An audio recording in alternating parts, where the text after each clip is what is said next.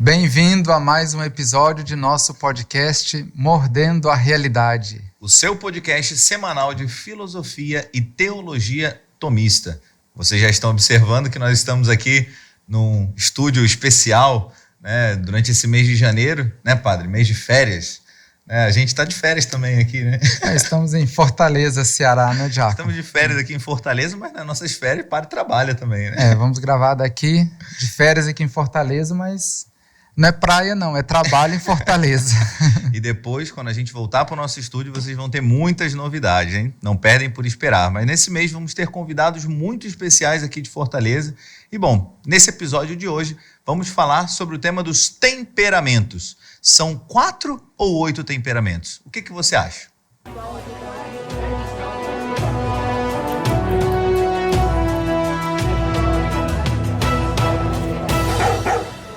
Estamos aqui hoje, então, com um convidado mais que especial, o Padre Antônio, ele que é reitor de nosso Seminário Maior, São José de Anchieta, autor desse livro aqui, que é muito importante, do qual iremos falar hoje, sobre os 8 temperamentos. É um livro que nos ajuda muito como diretores espirituais, né, na condução das almas. E trouxemos o Padre Antônio aqui para Fortaleza também. Tivemos que trazer ele para cá, né? Para cá, que aqui o sol é mais quente, então o podcast também fica mais quente.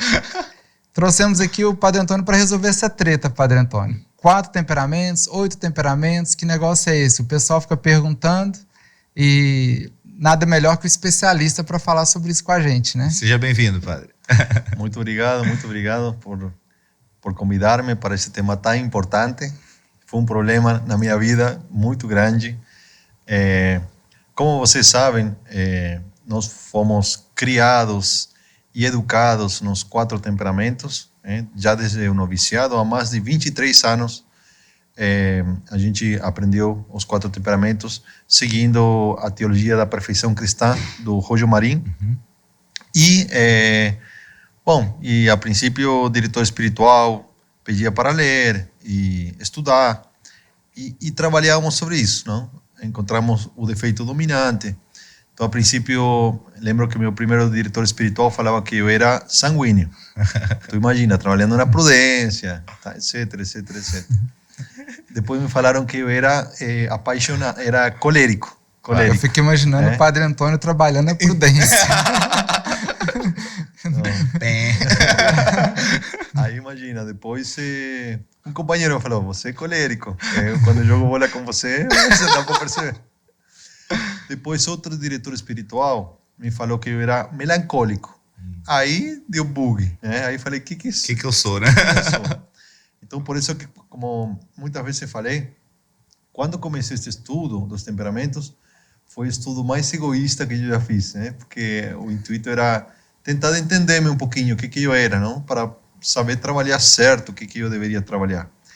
E, bom, como eu sempre fui da área da filosofia, sempre me interessou a antropologia, me aprofundei nesse estudo dos temperamentos, já há muitos anos atrás, 20 anos atrás, e comecei a estudar. Ao princípio, os 4 temperamentos, não? Só há 15 anos que eu descobri a teoria dos 8 temperamentos, não? Como era, por quê era diferente. Mas também estudei outras teorias, dos 3 temperamentos, dos 5, dos 8, a outra de 8 e 16, tem muitas teorias. E ao princípio, quando eu vi que a dos 4 temperamentos de Conrado Huck, que é feita famosa por Roger Marin, a menos no âmbito católico, Conrado Huck era um padre, não? Que era capelão de freiras.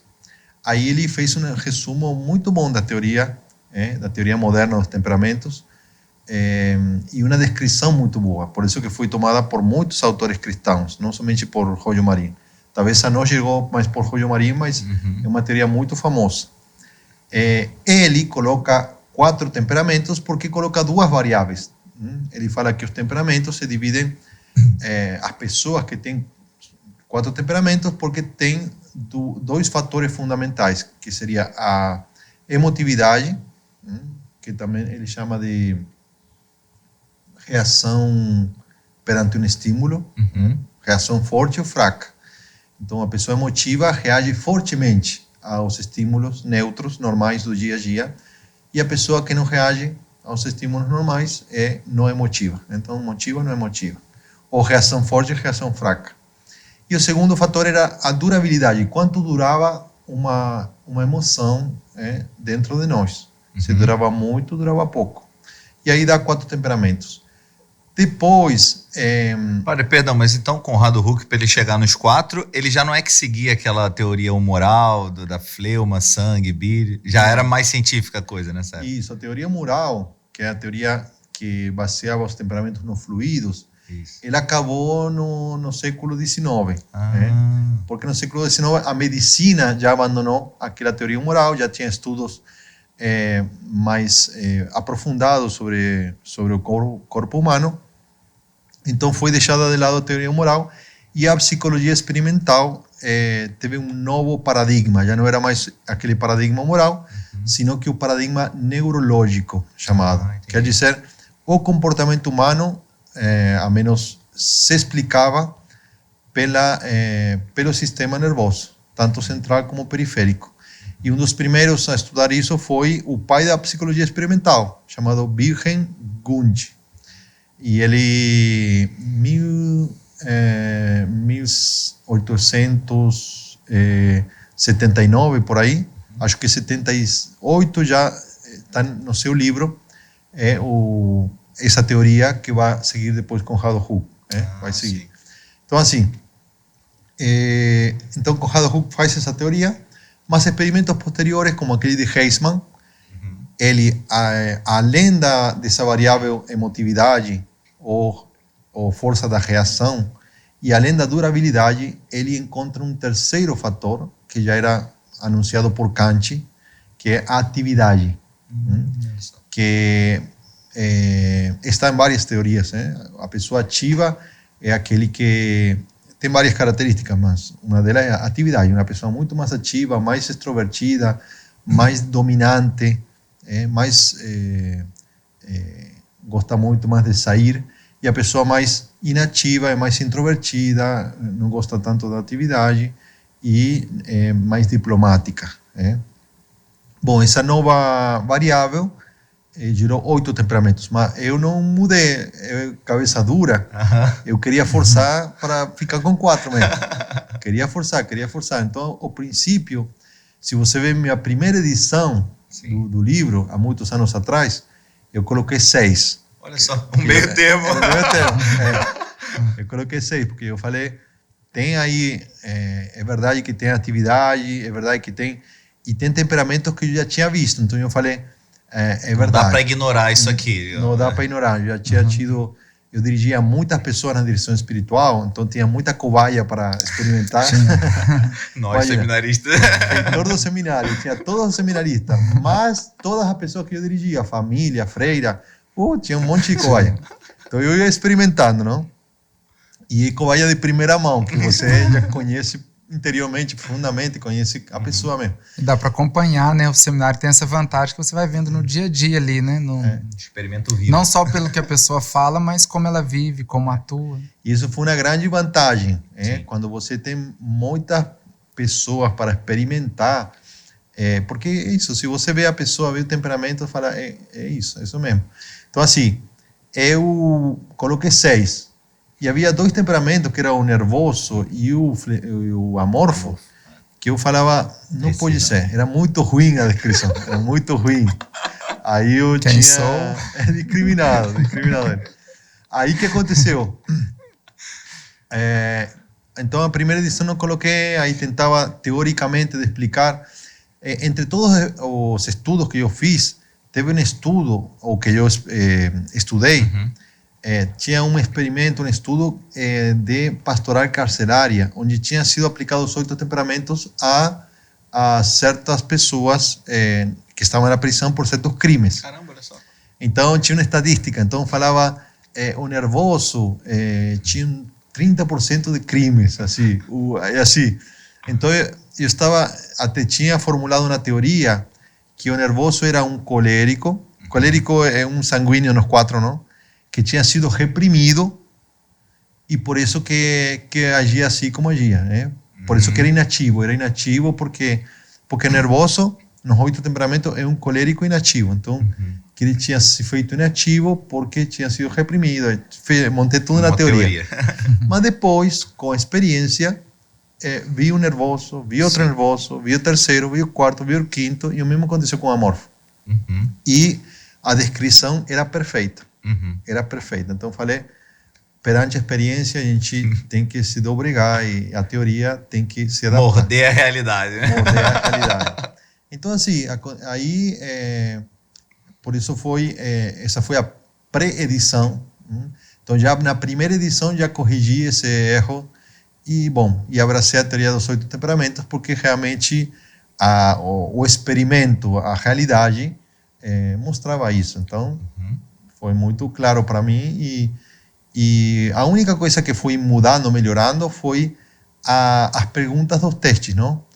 Tinha perguntas que já tinha tomado de Lessen, outras de Gaston Berger, que é um discípulo de Lessen, todas dos 8 temperamentos, mas fui tipo adaptando a realidade brasileira, adaptando, vendo como eles respondiam, que a vezes a pessoa se sente acusada quando você... Claro. Então, tem que fazer uma pergunta de modo de não incomodar, para a pessoa responder com sinceridade, né? Mas o resto, a teoria foi perfeita, assim, encaixou perfeito, toda a experiência, enquanto eu apliquei os temperamentos, a muitas pessoas deu muito perfeito. E uma coisa que percebi isso, que muitas vezes aquele que tem a teoria imperfeita dos 4, que é imperfeita, mas não é errada. Que significa, nos 4 temperamentos, faltam outros 4. Mas não é que estão errados, não é que são uma teoria que está certa, mas é incompleta. É uma parte da realidade. Uma parte da realidade. Então, não é que está totalmente errada. Mas o que acontece? Como é mais geral, e pessoas que não se encaixam nesses 4, aí começam a inventar. Eu sou isso. Mistura, né? E aí se faz aquela que tudo é misturado. Tudo é mistura. Tudo é exceção, aí não existe regra, né? Aí na teoria dos 8, eu percebi que é muito mais puro. Você tal, é muito mais puro, entende? Bem preciso, né? Bem preciso, bem preciso. E não somente isso, senão que você consegue ver o grau. Tá? Eu sou emotivo, quanto sou emotivo? Sou muito emotivo, sou pouco emotivo? E você sabendo o que característica depende de que fator, você fala, sendo menos emotivo, o que mudaria meu comportamento? Entende? Os 4 não falam isso. Sendo mais ativo e emotivo, o que muda? Então, você sabendo o que muda, você sabe que grau tem de cada característica, né? E, gente, assim, essa teoria, né, dos 8 temperamentos é científica, assim, é extremamente científica. Eu posso, como testemunho ocular disso, né? O padre, nosso reitor no seminário, e eu, quando era seminarista, fui secretário dele. A gente trabalhou, né, na tradução dessa edição do alemão do Heisman, do Riesma, e do Lessene do francês. Né? Noites em claro na universidade, a gente trabalhando.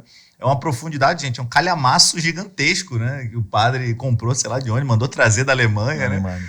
Então, porque toda a teoria dos 8 é baseado em experimentos muito profundos de um cientista realmente, filósofo e psicólogo experimental, que ele fez 11.000 experimentos. Olha só. Imagina. Muito com sua mulher. Ele tinha como um laboratório experimental na universidade, em Groningen, na Holanda, e tinha um em casa. Rapaz. Aí, imagina, a mulher é uma santa, viu? Deus salvou o matrimônio. Tudo. Ele era muito experimento de muito tipo. E este experimento que deu origem à teoria dos 8 temperamentos era um experimento, eles queriam experimentar se as características comportamentais eram transmitidas geneticamente de pais para filhos. Isso queriam. Não estavam pensando em temperamento, nada disso. E, de fato, foi um experimento, um dos maiores em quanto a extensão, porque eles mandou para 3.000 médicos, tá? Da Alemanha, da Holanda e da Bélgica, se não me equivoco, pedindo para fazerem um questionário de 90 perguntas com as características fundamentais. Já teve uma análise fatorial, porque eles reduziram a 90 características mais comuns, e tem que fazer esse teste nos pais e nos filhos dessa família, não?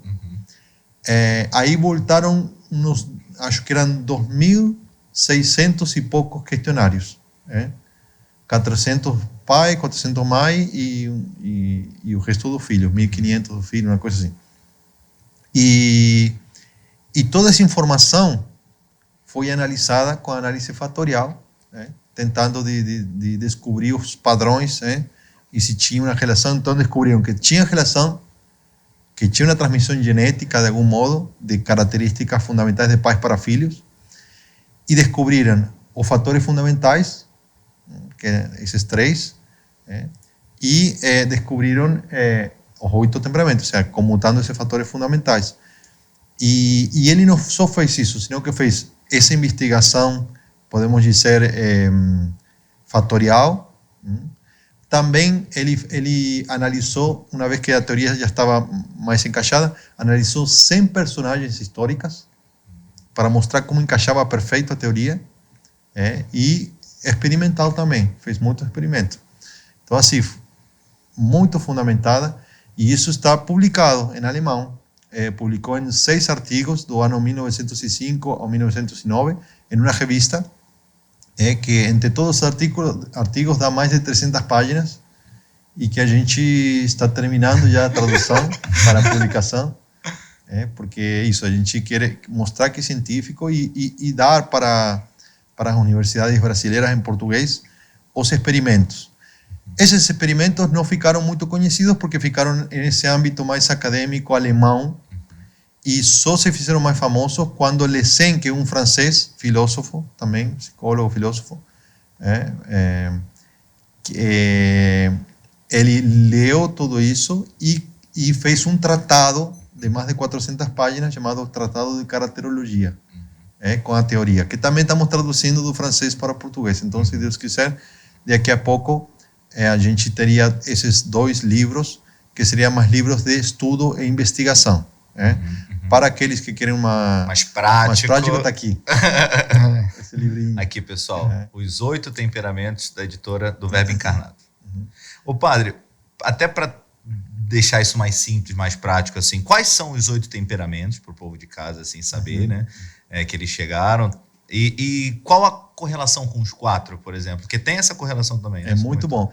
Eu não sei se conseguiria explicar aqui uma coisa interessante, porque talvez precisaria uma imagem, mas até a teoria dos 4 acaba, a descrição da teoria dos 4 acaba provando a teoria dos 8. Olha o que eu vou falar. Por exemplo, você tem 4 temperamentos, não? Um chamado de colérico, outro chamado de flemático, outro chamado de melancólico e outro chamado de, me está faltando, sanguíneo, tá? Então, assim, se você descreve esses comportamentos do modo que descreve Conrado Huck, você vai entender que o temperamento colérico é uma pessoa emotiva, tá? É uma pessoa, podemos dizer que dura muito, ou seja, secundária, e uma pessoa ativa. Apaixonado. Que nós chamamos de apaixonado nos 8 temperamentos, não? Mas nos 4 se chama colérico. Agora, se você fala do melancólico nos 4, em que se diferencia do colérico? O melancólico, ele é emotivo. A menos na descrição. Alguns falam por teoria, dizem não é emotivo. É emotivo. Na descrição é emotivo. Ele dura muito. Tá? Então, só se diferencia do colérico em que ele é inativo. Então, já essa divisão não seria possível se não tivesse atividade, que é uma característica que é negligenciada nos 4 temperamentos. Entende? Então, por isso que muito da teoria dos 4, eles o sentimental, o melancólico, o convertem em outro temperamento. Alguns o fazem sanguíneo, um sanguíneo, outro o fazem não emotivo, ou não reação forte. Então, isso.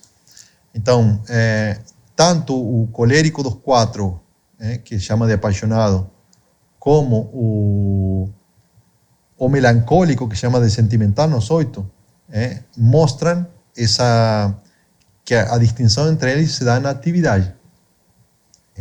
Depois, temos o sanguíneo, que seria emotivo, tá? Reação forte. Seria primário, que seria primário, que dura pouco, essa reação, tá? E seria ativo. Ok? Então, em que se diferenciaria ele do colérico, o sanguíneo do colérico? Simplesmente em que uma dura muito e outra dura pouco. Tá? Uhum. Então, já nesses 3, temos 3 temperamentos emotivos. Ou 3 temperamentos de reação forte. Temos o flemático, o melancólico, temos o colérico e temos o sanguíneo. Tá? E o único temperamento que eles colocam que não é emotivo, que é de reação fraca, é o flemático. Tá? Então, o que está faltando nessa teoria? Está faltando os outros tipos de flemático e os outros tipos de sanguíneo. Está faltando 3 tipos de sanguíneo e 3 tipos de flemático. Tá? E isso é importante. Então, de algum modo, você nos 4 coloca os temperamentos mais visíveis, porque são os mais emotivos, entende? Ah, olha só. Então, e uno que não é emotivo, então se diferencia por el contraste. Então você fala, esse é flemático, e estes 3 não são flemáticos. Mas este é sanguíneo e este não, entende? Este é ativo, este é inativo. De algum modo, o mais difícil de diferenciar para os 4 é entre o melancólico e o colérico.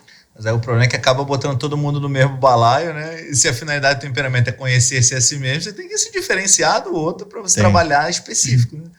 Então, quando você é fiel, você fala, não, então se são 3 variáveis, então você não tem um tipo de flemático.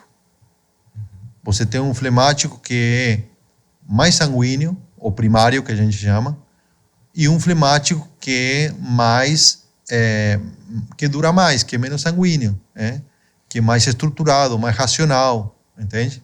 Então, essa diferença tem que ser dada no flemático, tá? Tem um flemático que é mais ativo e um flemático que é mais inativo. Que seria nos 8, o fleumático e o apático. Isso, tá? Então, é muito importante. E o mesmo sanguíneo, você tem um sanguíneo que é ativo, que é um São Pedro, e um sanguíneo que é inativo, nervoso, que é Santo Agostinho, entende? Que é um nervoso. E assim. E, bom, então é muito claro que a teoria dos 8 temperamentos é superior, é mais clara. E, bom, e tem aquele problema dos nomes, tá? Porque com Hado Hu, quando ele fez a teoria, ele mudou os nomes. Ele não seguiu os nomes que a tradição trazia.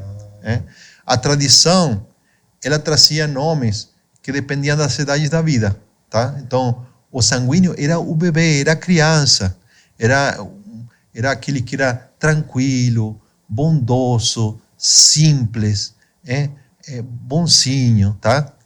O colérico era o jovem, entende? O jovem era impulsivo, irascível, explosivo, tá? O melancólico era o senhor, o homem adulto, de 40 para cima, entende?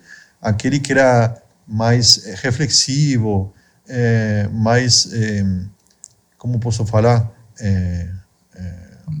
Quando já está mais maduro, assim. Isso, mais maduro, mais desconfiado, assim. Aquele, não? Quando sim, começa já... Pela experiência da vida, começa a ser mais desconfiado. Mas... isso mesmo. E o flemático era o velhinho, cara. Então, todas as descrições encaixam com isso. Então, assim, Conrado Hu, ele deu ao sanguíneo a característica de um jovem. Entende? E deu ao colérico a característica de uma pessoa mais adulta, entende? Então, assim, ele misturou um pouquinho nas descrições e não seguiu com isso. Em troca, quando Heisman fez a teoria, ele seguiu naquela linha tradicional, que já vinha de Hipócrates, toda a Idade Média, e que Wilhelm Wundt também seguiu com essa linha, entende? Então, por isso que, de algum modo, nós católicos recebemos os nomes de Conrado Hu, que estamos falando de 1920. E quando vemos esta teoria nova dos 8, nos parece que os nomes estão mudados, mas os nomes não estão mudados, os nomes são os certos. Ou seja, os nomes que se usam na teoria dos 8 são os nomes tradicionais. Entende? Onde o sanguíneo é um cara tranquilo, né? E o cara que é o jovem é o colérico, como na teoria tradicional. Então, por isso que é importante não somente saber que a teoria dos 8 é a mais certa, e a mais, podemos dizer, precisa, mas também que os nomes que ela usa também são os nomes mais tradicionais. Olha, isso responde uma certa objeção do pessoal que fala, não, isso é novidade, isso dos 8 é novidade, é revolução, digamos. O tradicional são os 4, não é bem assim. Não é bem assim, não é bem assim. Ou seja, na teoria moderna dos temperamentos, podemos dizer, na teoria já com o paradigma neurológico, a teoria dos 8 se encaixa muito mais na tradição. Ainda que agregue uma variável nova, os nomes e as descrições se encaixam muito mais com a tradicional. Ela só muda que encontrou uma variável nova que deu uma precisão maior à teoria. E essa variável nova é a atividade, né? É a atividade, porque já a emoção, a reação emocional já estava, a durabilidade já estava, e a terceira variável é a variável nova, que já estava de algum modo, como eu falei. Ou seja, numa teoria coerente dos 4, você não pode distinguir entre o colérico e o melancólico sem a variável atividade. Não pode. Se você vê as descrições, o que muda é isso mesmo. Então, pelo que você falou, aquele primeiro lá dos humores, que às vezes o pessoal fala terra, água, quente, aí você já ficou para trás pela evolução da própria ciência, né? Que é mais a neurociência, tudo isso. Então, porque às vezes as pessoas... porque assim, eu tive a graça de já pegar os 8 temperamentos com o Padre Antônio, que foi reitor nosso, então eu comecei a estudar os 4, logo chegou o Padre Antônio, já trouxe os 8, eu não tinha aprendido os 4, já aprendi os 8. E às vezes o pessoal vem me perguntar, o seu temperamento é mais quente?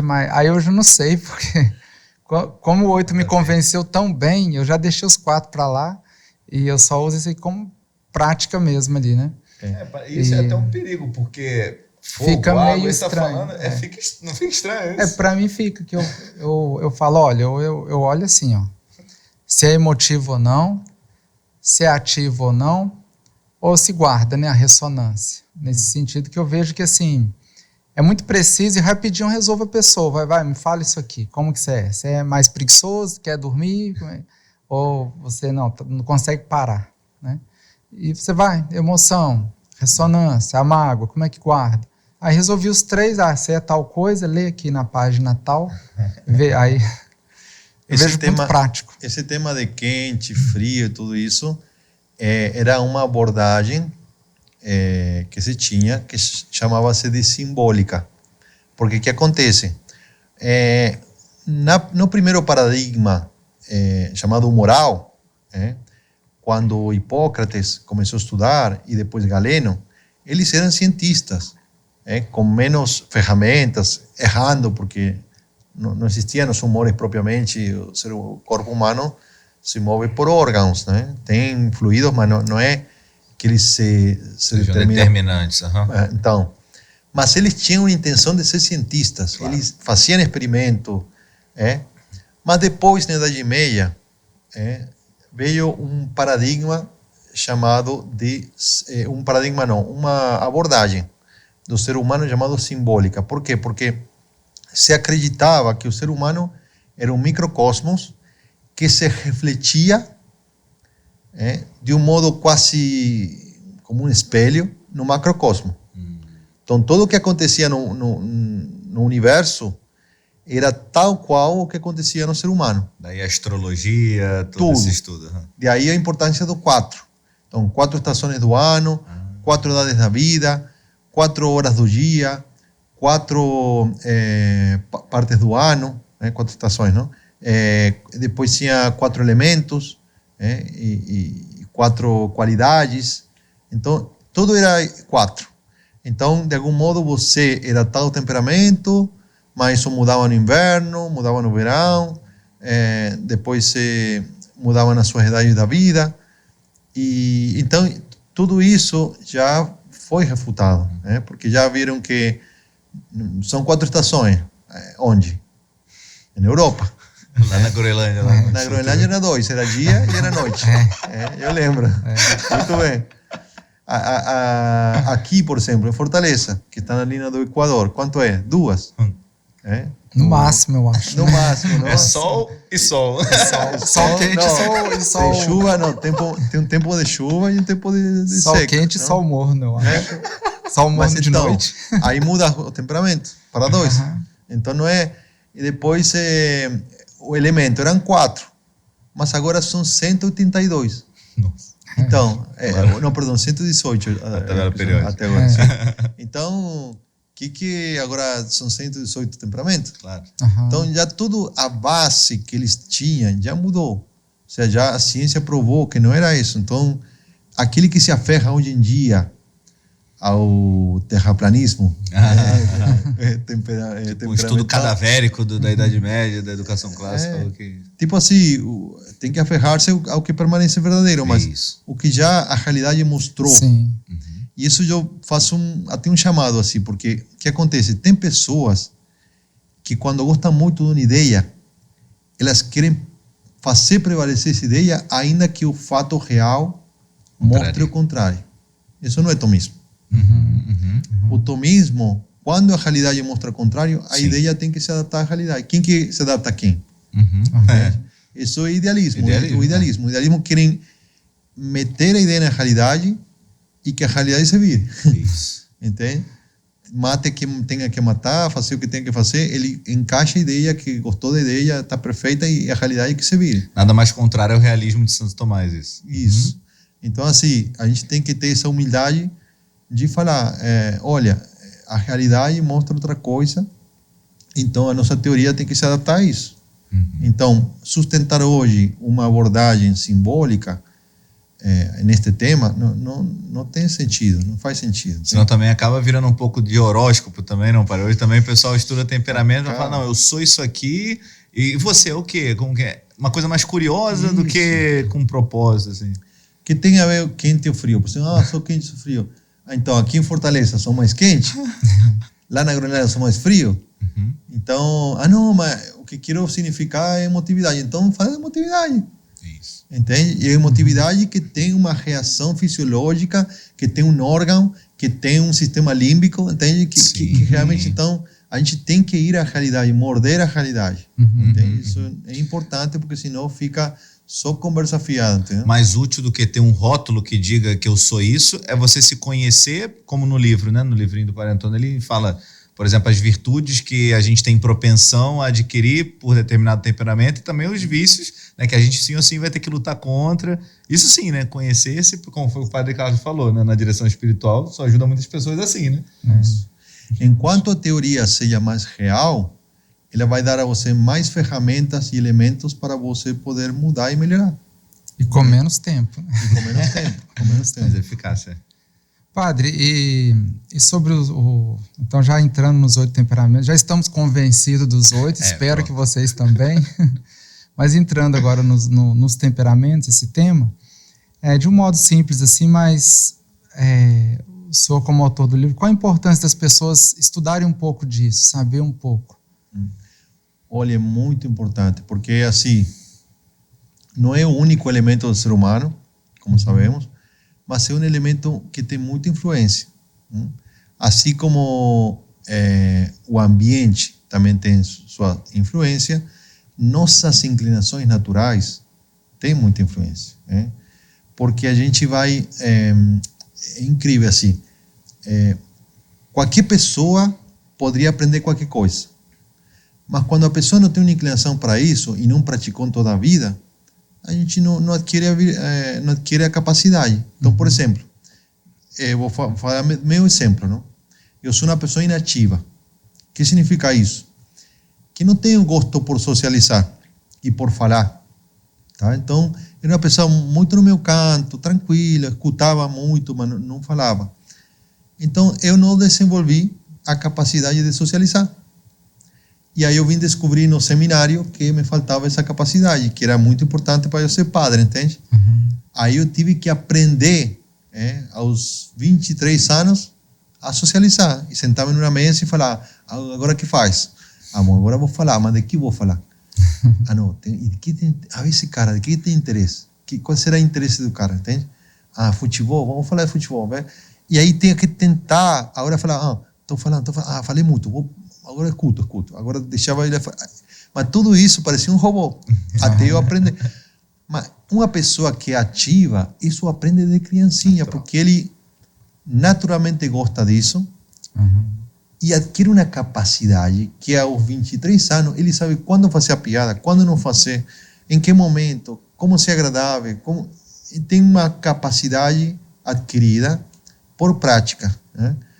Agora, se você é pai de uma criança que é inativa, você poderia, de algum modo, fazer com que ela pratique isso desde criança. Sim. E ela adquirir uma habilidade necessária, entende? Mas muitas pessoas que têm características temperamentais não desenvolveram certas habilidades importantíssimas para a sua vida, para dar certo na vida, não é? É interessante para os pais isso, né? Porque se o pai entendendo, igual como o senhor disse, eu sei que meu filho é inativo, é mais introvertido também, vamos supor que seja assim. Então você já vai educá-lo para ser um pouco mais extrovertido, aí ele vai ter vergonha, não, então lê isso aqui pra gente, faz esse trabalho aqui. Como acontece com a gente no seminário, né? Eu vejo que os nossos formadores fazem muito isso, de a gente colocar até no contrapé, né? Falar, mas eu sou bom nisso, padre, então, por isso, você já é bom nisso, agora você vai fazer isso aqui. Em tudo, assim, tem cara, por exemplo, muito ativos e emotivos, que são muito dominantes, e nunca escutam a outra pessoa. Esse menino, se você não ensina, depois ele vai discutir com seu chefe e vai ser mandado embora, ou vai, numa situação que ele deveria calar, vai falar e vai ser imprudente, tem? Brigas familiares, né? Imagina, é muita coisa, cara, que você pode... E também para educar os filhos, também ter esse conhecimento, essa sabedoria de... Não é a mesma coisa que você vai dar para cada um, né? Então, uma correção que você faz com um vai ser diferente do modo como você vai corrigir o outro. Um é mais primário, mais secundário, você tem que bater mais forte, o outro falar mais com calma para chegar ao fim, né? Tem pais que eles conseguem ter essa arte de conhecer seu filho profundamente. Ele não sabe que nome vai colocar a temperamento, mas um estudo aprofundado do temperamento vai dar a ele ferramentas mais profundas. Sim, mais profundas. Meu filho é isso, então, é verdade. Aí, por isso que o pai que conhece a seu filho, quando lê esse livro, fala, cara, é isso. Meu filho então, agora entendo porque ele é assim, agora entendo porque tenho que fazer assim. Então, você pode ajudar muito. E também os casais, viu? Porque tem muito casais e muito até divórcios por incompreensão. Isso. Por não conhecer a outra pessoa, por não se conhecer e não saber os defeitos que você tem. Tem pessoas que não conhecem seus defeitos. Não conhecem. Não conseguem enxergar. Né? Não enxerga. Todo mundo enxerga e essa pessoa não enxerga. Então, assim, conhecer a outra pessoa, conhecer o que desagrada a outra pessoa, segundo o seu temperamento, segundo a sua... E, bom, isso. Então, uma parte é o temperamento, outra parte é a criação, a educação, que nós chamamos de caráter, não? É o conjunto de hábitos que a outra pessoa adquiriu. Então, conhecendo essas duas faces, essas duas partes do ser humano, a gente vai conhecer a maioria das inclinações que ele tem. Por isso que é muito importante conhecer isso para dar-se bem na vida, não? Fantástico. É engraçado, você falasse aqui, algumas pessoas não conhecem nem os seus defeitos, não conhecem seus defeitos, né? Engraçado, um dia eu atendendo uma pessoa, né? E a pessoa vai e o que acontece? Ela estava... Coisa de mulher, né? Já viu como é que é? Já viu. Estava magoada com uma outra amiga porque a amiga falou de um defeito que ela tinha, uma coisa assim, pôs um defeito nela, não lembro o que direito. E ela super magoada com uma grande amiga. Eu pensando, mas uma grande amiga magoada desse jeito, por causa de um defeito que colocou, uma coisa que eu acho tão pouca. Mas aí ela magoada, e eu conversando e pensando, falei, peraí, mas se você tá magoada por isso, e tão magoada, eu acho que você é orgulho. Você tem orgulho, foi seu orgulho que foi ferido. Não foi não, eu não sou orgulhosa. Eu falei, oi. Foi engraçado, que eu falei, não, mas eu não sou orgulhosa. Eu falei, mas ué, se ela te pôs um defeito, tem um defeitinho bobo, até bobo desse, e você tá tão ferida, é porque mexeu no seu eu, no seu ego, é orgulho. Isso aí. Não é orgulho. Eu falei, ué.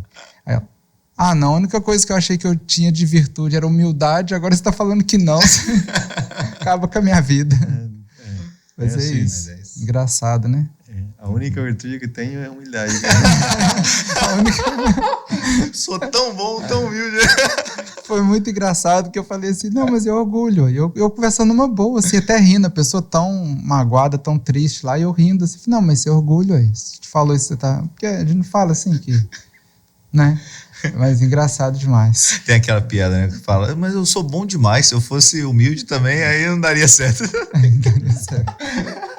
Orgulhoso. De fato, é muito importante se conhecer. Assim, aplicando o teste e falando com as pessoas, percebi isso muito, que a pessoa não se conhece, porque meio que tudo que não gostamos, a gente o ignora ou distorce, né?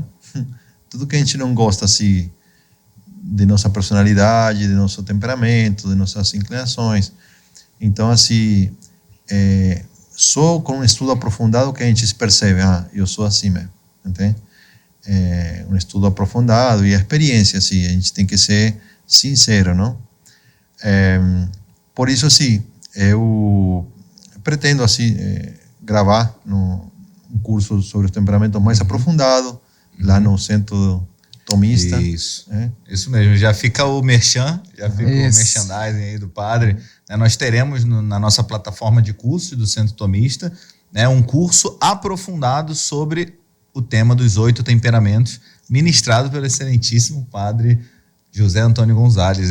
Aí nesse curso ele consegue tratar uma coisa que aqui nesse breve bate-papo a gente, de modo muito sumário, vai falar, mas depois, analisando cada fator, depois cada temperamento, as virtudes, os vícios, o que tem que trabalhar de modo prático. Eu acho, padre, que esse curso vai salvar a vida, né? Salvar a vida, salvar matrimônio, vai ajudar muito na direção espiritual, vai ser fantástico. Então, em breve nós teremos a nossa plataforma, fica o convite para que todos se inscrevam, crescendo a expectativa aí para a gente ajudar muita gente, se Deus quiser. E depois não fica para o futuro, assim, mas um interesse muito grande que eu tenho há muito tempo é também sobre a maturidade humana, não? Uhum. Qual seria a plenitude do ser humano? O que seria chegar à maturidade? O que seria uma pessoa amadurecida, né? Mas no âmbito humano, assim. Depois também se pode falar no âmbito espiritual, mas no âmbito humano, assim, que é uma pessoa madura, né? Porque hoje em dia, junto com esse tema dos temperamentos, está também essa imperfeição nossa enquanto a ser um ser humano pleno, né? Pleno, estou falando normal, então estou falando de ser um santo, entende? Estou falando de ser uma pessoa que, para uma filosofia aristotélica, por exemplo, é uma pessoa plena, né? Um ser humano completo. Então, o que seria isso? Há muito tempo que estudo isso também e gostaria no futuro também tentar de aprofundar sobre isso para ajudar as pessoas. Eu acho que se a pessoa tem esse conhecimento do temperamento, sabe o que seria necessário para ser uma pessoa madura e conhece o caminho espiritual, daria uma ajuda muito grande para ela se organizar na sua vida e alcançar uma plenitude. Ou seja, seriam como 3 degraus. O primeiro é esse conhecimento de si em relação às suas emoções, etc. Depois já um amadurecimento pleno da personalidade no âmbito humano, e aí depois coroar com a parte da graça, todo o organismo sobrenatural, que é o santo, né? Ou seja, o santo ele é homem plenamente e depois com a graça que eleva. Isso. Ainda que tudo está interrelacionado, não dá para estudar tudo junto, nem para escrever tudo junto, então eu vou aos poucos, não? Deixa para o doutorado da teologia. Não, já para este livro já foram 20 anos. Já para o de psicologia, aquele de amadurecimento, já vão vários anos e ainda não escrevi. Isso. Então, bom. Vamos rezar pelo padre, porque ele conseguiu escrever esse livro para a gente ler. Padre Antônio, então agradecemos muito a presença do senhor aqui nesse nosso podcast. Aproveitamos a oportunidade para agradecer também todo o trabalho que o senhor tem feito, nessa preocupação com o próximo, né? Como o senhor disse, começou por si, né? Vendo o bem que fez para o senhor mesmo, estudando, trabalhando com afinco para ajudar os outros, né? Então isso é um grande ato aí de generosidade, caridade. Que o senhor continue firme. Você que está nos acompanhando aqui, que possa também compartilhar esse podcast com outras pessoas, que isso é importante para ajudar as pessoas a entenderem melhor esse tema, né, esse assunto, porque, como disseram aqui, né, esse tema salva muitas vidas, muitos casamentos, muitas relações de pai com filho. Eu tenho ajudado muitos pais, filhos a se relacionarem por causa disso.